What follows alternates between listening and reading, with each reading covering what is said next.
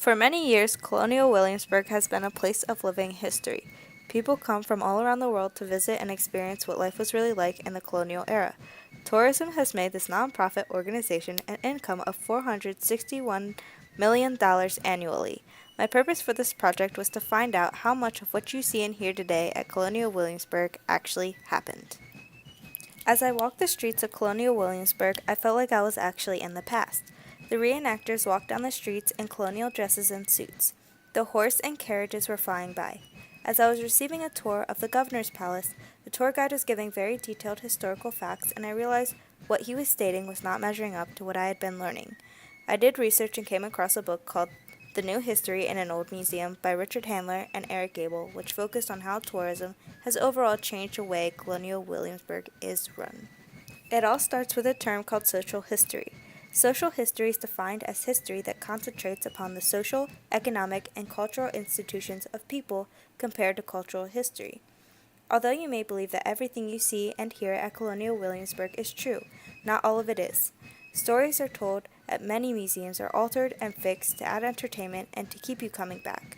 Stories could be changed due to biases, ignorance, and as much as even doing it for fun. Handler and Gable stated that sometimes staff members were aware that just the facts history was deflecting them from the story and was disturbed by it, which means they wouldn't tell true history just because it does not go along with their character or script.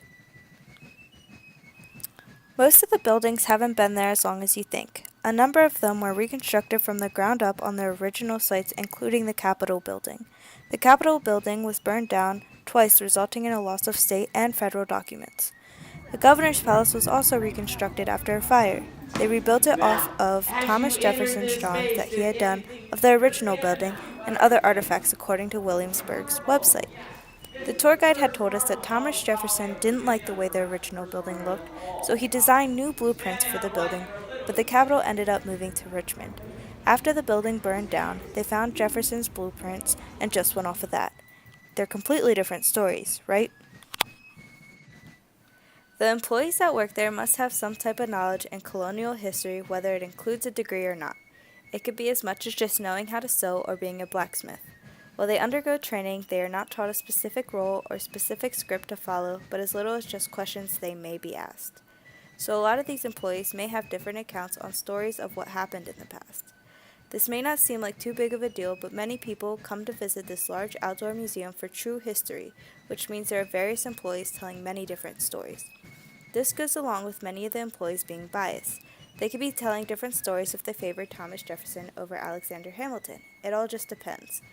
This book, The New History in an Old Museum, even states historical truths are socially produced by particular people with particular interests and bias. There were other occurrences where this happened as well. I was able to go on a ghost tour one night, and the lady who was guiding our tour gave out information on a witch trial that happened in Williamsburg. But if you remember, the Capitol building was burned down, losing almost all cases of witchcraft, theft, murder, and whatever else they came across. So how did she receive this information? I believe it was all made up to achieve a higher audience and give the people more entertainment.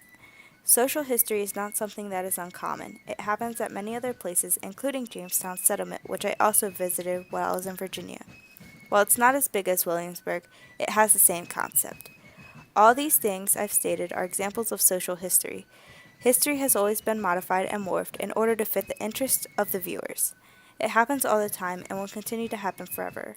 Unfortunately, there is nothing we can do to change this from happening except having fun with whatever story is being told, and don't believe everything your tour guide says.